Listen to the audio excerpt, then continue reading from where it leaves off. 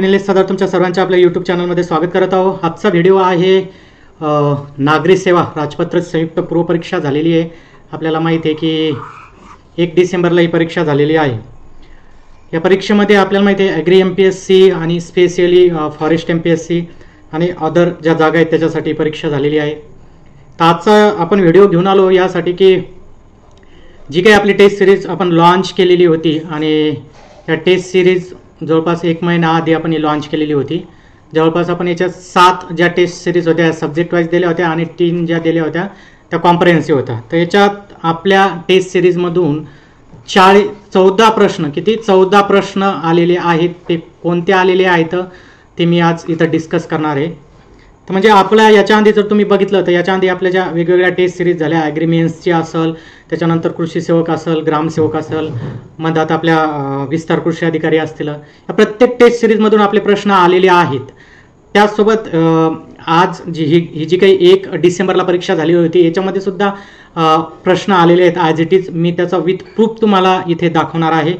सोबतच आपण एक नवीन व्हिडिओ घेऊन येत आहोत की बऱ्याच जणांनी मला कमेंट्समध्ये टाकलं की सर पूर्व परीक्षेचा ॲग्री MPSC साठी साधारण काय कट ऑफ असेल।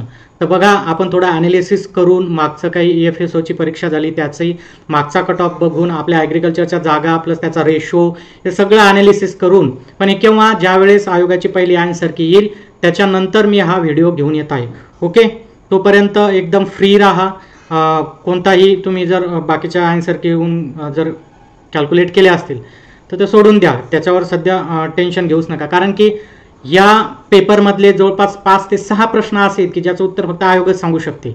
अलग लक्षात, म्हणजे आपण त्याला अनालिटिकल प्रश्न म्हणू, ते प्रश्नासोबत आपण बोलू। तर सगळ्यात प्रथम तुम्हाला काय करायचं आहे, टेलिग्राम चॅनल आहे आपलं, हे जॉईन करायचं आहे। कारण ॲग्री मेन्ससाठी आता आपण ज्या काही टेस्ट सिरीज असतील आणि कृषी भरतीसाठी आपल्या टेस्ट सिरीज लवकरच येत आहे, ते कोर्स लॉन्च होत आहे। तर हे टेलिग्राम चॅनल हे 2 हे तुम्ही जॉईन करा। तर बघा आपण प्रश्न बघू आपण की कोणकोणते प्रश्न आले, का आले होते। म्हणजे आपण जे काही देत आहोत ते जर म्हणजे सबस्क्रिप्शन घेतल्यानंतर मुलांना नक्कीच त्याचा फायदा झालेलाच आहे, अलग लक्षात। तर बघा हे आज आपण इथं प्रूव्ह करून दाखवत आहे। तर हे बघा पहिला प्रश्न ज्यावेळेस इथं त्यांनी दिलेला होता हिस्ट्रीचा हा प्रश्न आहे। याच्यात दिलेलं होतं की हर्षवर्धन राजाने खालीलपैकी कोणत्या साहित्य लिहिले आणि हा आयोगाने विचारला प्रश्न आणि हा आपल्या टेस्ट सिरीज मधला प्रश्न आहे की पहा अचूक विधाने निवडा। प्रियदर्शनी, रत्नावली, नागानंद ही नाटके राजा हर्षवर्धन यांनी लिहिली। आता काय घे की एक साधा इथं कॉमन सेन्स आपण वापरत होतो। हे राजा होता हर्षवर्धन आणि तो स्वतःचं कसं काय आत्मचरित्र म्हणजे स्वतः त्यांनी नव्हतं लिहिलं, हे आपल्याला इथं लक्षात असणं गरजेचं आहे। तर खाली ब मध्ये दिलं आहे हर्षाच्या दरबारात बाणा भट्टा हा एक महान लेखक होता, यानं हे हर्षचरित हे लिहिलं होतं। म्हणजे याचे ऑप्शन्स कोणते बरोबर होते, प्रियदर्शिका, रत्नावली आणि नागनंदन। ही आपली पहिलीच लाईन आहे। तर हे पहा ॲज इट इज हा प्रश्न आलेला आहे मित्रांनो, अलग लक्षात। हा ॲज इट इज प्रश्न आलेला आहे। नेक्स्ट प्रश्न आहे 2। दुसरा प्रश्न काय आहे, हे आपल्या हिस्ट्रीचाच विचारलं होतं की सिमुक हा घराण्याचा संस्थापक आहे। तर बघा आपला ही टेस्ट सिरीज मधला आपला प्रश्न आहे की सातवाहन राज घराण्याचा संस्थापक सिमुक होता। म्हणजे मी सातवाहन घराबद्दल जवळपास 4 दिलं होते, त्याच्यातलं अयोग्य ओळखा असं सांगितलेलं होतं। तर त्याच्यातलं हे योग्य होतं, ज्याने आपल्या टेस्ट सिरीज सॉल्व्ह केली असेल त्याला माहिती आहे की सातवाहन घराण्यातील जो काही राजा होता तो सिमुक होता। म्हणजे सिमुक हा सातवाहन घराण्यातील हा एक ॲज इट इज प्रश्न आपल्या टेस्ट सिरीज मधला आहे। त्याच्यानंतर एक अजून हिस्ट्रीचा एक प्रश्न होता, सविनय कायदेभंगाच्या चळवळीत धारासणा येथील सत्याग्रहात पुढीलपैकी कोण सहभागी झालेले होते। तर बघा हा MPSC म्हणजे आपल्याला विचारलेला आयोगानं प्रश्न आहे आणि आपण इथं जोड्या दिलेल्या होत्या बघा। तर या जोड्यामध्ये हा प्रश्न आपल्याला दिसतो। नेक्स्ट प्रश्न आहे की राज्यघटनामध्ये भारताच्या राज्यघटनेतील कोणत्या कलमात भारताचे नियंत्रक व महालेखा परीक्षक कॅगबद्दल विचारलं होतं। मी आपल्या टेस्ट सिरीजमधला हा प्रश्न की कॅगबद्दल हे आपण टाकलेला होता की राज्यघटनेत कलम 148 ते 151 हे कॅगशी संबंधित आहे। तर ही जी काही कलम आहे 148 हा आपल्याला इथून डायरेक्ट प्रश्न हा दिसतो। ओके, नेक्स्ट प्रश्न विचारला होता की अयोग्य जोडी ओळखा। हा तर एक कसा प्रश्न आहे, हा एक स्टॅटिस्टिकल म्हणजे याच्यात काय केलेलं आहे, यांनी काय केलं आहे की बऱ्यापैकी यांनी काय विचारलेलं आहे याच्यात हे दिलेले आहे, आकडेवारी दिलेली आहे आणि आपण असाच आपल्या टेस्ट सिरीजमध्ये प्रश्न टाकला होता बघा। 22 जुलै 1949 मध्ये राष्ट्रकुलस मान्यता, 22 जुलै 1947 राष्ट्रध्वज, 24 जानेवारी 1950 घटना समितीने राष्ट्रगीत, म्हणजे या प्रश्नावरून आपल्याला हा प्रश्न सॉल्व्ह करता आला असता. ओके, नेक्स्ट हे चालू घडामोडीचा प्रश्न, जागतिक ग्लोबल हंगर इंडेक्स जो आहे याच्यावर विचारला होता MPSCनं, आणि आपल्या टेस्ट सिरीजमध्ये प्रश्न आहे बघा. उत्तर सुद्धा दिलं आहे 111, म्हणजे ॲज इट इज प्रश्न आहे मित्रांनो हा.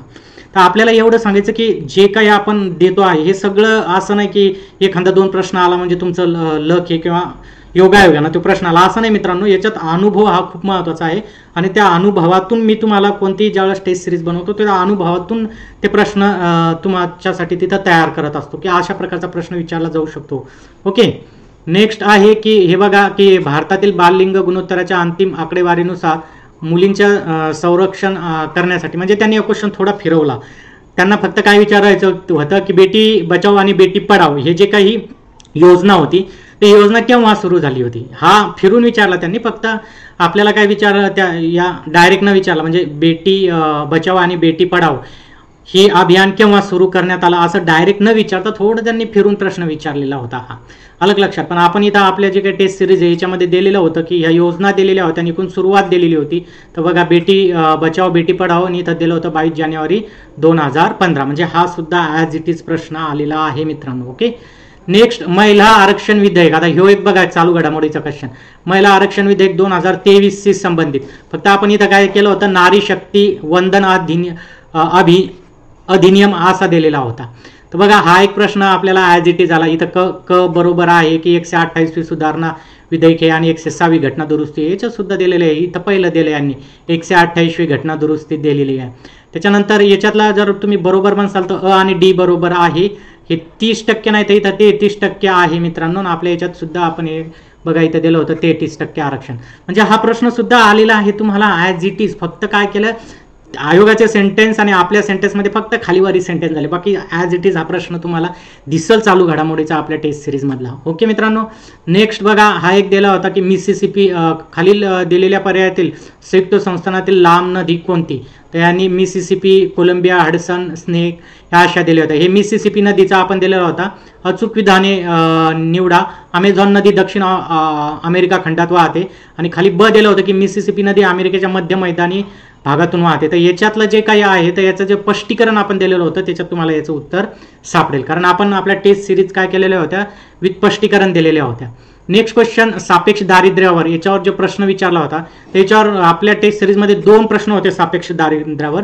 तर बघा तर याच्यात 2 सापेक्ष दारिद्र्य म्हणजे काय की दोन उत्पन्न गटाची तुलना करून अल्प उत्पन्न गट दारिद्र्य येतो, अलग लक्षात. आणि आवश्यक गरजा भागवत्या न येण्यासारखी परिस्थिती. याच्यातले यांनी काय विचारलं की कोणत्या याच्यातले अवलंबून आहे सापेक्ष दारिद्र्यासाठी. तर हे जे सी आहे तर हे इथं बघा आपल्या टेस्ट सिरीजमधला की सापेक्ष गरिबीच्या दृष्टिकोनातून खालील कोणते निकष विचारात घेतले जाते. तर दरडोई उपभोग खर्च दिलं होतं, पोषक आहार मूल्य दिलं होतं, विविध गटातील उत्पन्न वितरण हाच इथं आपल्याला इथं याचा संबंध लागतो मित्रांनो, अलग लक्षात. आणि उत्पन्न पातळी म्हणजे उत्पन्नाची पातळी. इथं कॅलरीजचा विचार केला जात नाही, कॅलरीजचा विचार केला जातो तो निरपेक्ष प्रायोरिटीमध्ये केला जातो, अलग लक्षात. हा प्रश्नही तुम्हाला याचं उत्तर भेटलेलं असतं. ओके, हे बघा अजून सापेक्ष दारिद्र्याबद्दल आपल्या टेस्ट सिरीज मी प्रश्न टाकलेला होता की सापेक्ष दारिद्र्यामार्फत देशातील संपत्ती, उत्पन्न, उपभोगाच्या वितरणातील विषमतेचे चित्र स्पष्ट करते. म्हणजे हा एक तुम्हाला इथूनही सुद्धा सापेक्ष दारिद्र्याबद्दल क्ल्यू लागलेला असता जो आपल्या टेस्ट सिरीजमधला प्रश्न होता. नंतर सायन्सचा प्रश्न होता किंवा अणुकेंद्र की प्रोटॉन न्यूट्रॉन बनलेले आहे, प्रोटॉनचा धनभार, इलेक्ट्रॉनचा ऋणभार, न्यूट्रॉन धनप्रभार. आपण सुद्धा याच्यावर सायन्सला एक प्रश्न टाकलेला होता त्या टेस्ट सिरीजमधल्या आपल्या सायन्सच्या.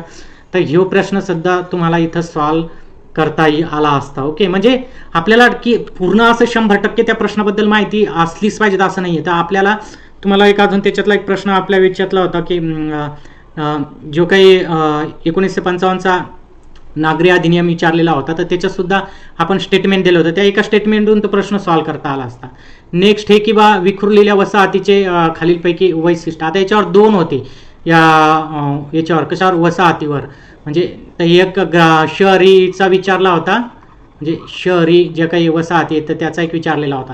तर याच्याहून काय होतं की आपण काय केलं होतं, हे ग्रामीण वसाहतीचे जे प्रारूप येतं आणि प्रदेश आणि याचा एकदम मॅच द पेअर दिला.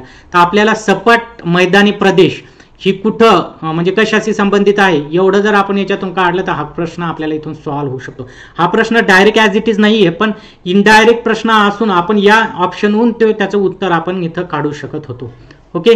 नेक्स्ट आहे आशिया क्रीडा स्पर्धा. आता ह्यो चालू घडामोडीचं स्पर्धा आपल्या याच्यात बघा, इथं तुम्हाला याचं उत्तर सापडते. या आयोगानं विचारलं होतं, इथं सापडते. आशियाई क्रीडा स्पर्धात 28 सुवर्ण पदकासह भारत 6व्या स्थानी होता.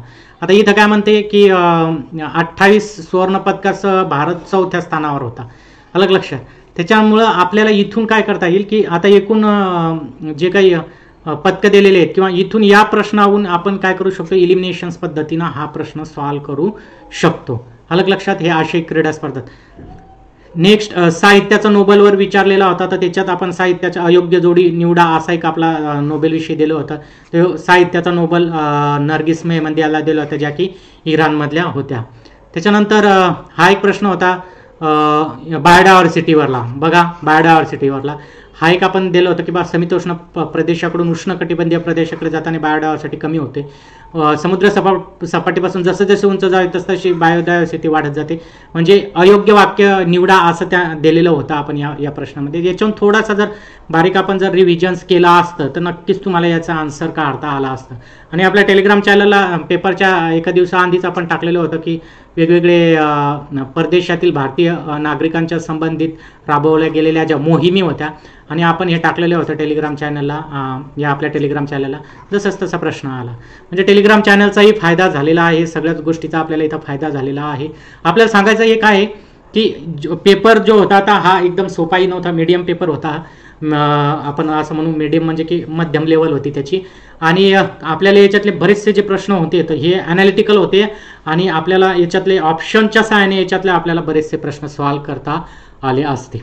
त्याच्यामुळं आता आपली ॲग्री मेन्सची जी काही डिस्क्रिप्टिव्ह राहणार आहे त्याच्यासाठी लवकरच मी व्हिडिओ घेऊन येणार हो. कोणकोणते रेफरन्स बुकमधून तयारी करायची आहे आपल्याला, आणि सोबतच आपल्याला जे डिस्क्रिप्टिव्हचं ज्याचे रिटर्न्स येतं म्हणजे एखादा प्रश्न घेऊन त्याचा कसं ते उत्तर लिहिला गेलं पाहिजेत. कारण जो सिलेबस दिला आहे तो ॲग्रिकल्चरचा आहे आणि जवळपास आता मी 5 वर्ष झाले ॲग्रिकल्चर कॉलेजला आहे. त्याच्यामुळं तो एक अनुभव आहे की काय अपेक्षित आहे, एखादं जर त्यांनी प्रश्न दिला तर त्याच्यात काय अपेक्षित आहेत. ज्या मॉडेल आन्सर पेपर असतात हे असतात, कारण तिथूनच ते क्वेश्चन्स सेट होणार आहेत. पेपर सेटर राहतील ते महाराष्ट्रातील असतील, कुठं HOD असतील, कोणी हे असतील. त्याच्यामुळं जो सिलेबस दिलेला आहे मेन्सचा तर आपण त्या पद्धतीनं आता तशी नवीन एक टेस्ट सिरीज म्हणू किंवा टेस्ट सिरीज म्हणल्यापेक्षा तुम्हाला त्याचं एक सिनॉप्सिस घेऊन येत आहोत. आणि कृषी विद्यापीठाच्या भरतीसाठी सुद्धा आपण आता आपल्या टेस्ट सिरीज लवकरच लॉन्च करत आहोत. तर चॅनलला सबस्क्राईब केलं नसेल तर सबस्क्राईब करून घ्या आणि लाईक करा आणि शेअर करा. तर आज आपण इथंच थांबू. म्हणजे जे काही मी केलं होतं त्याचा तुम्हाला फायदा झाला हे मला इथं आज या व्हिडिओतून सांगायचं आहे. तर आज आपण इथं थांबू.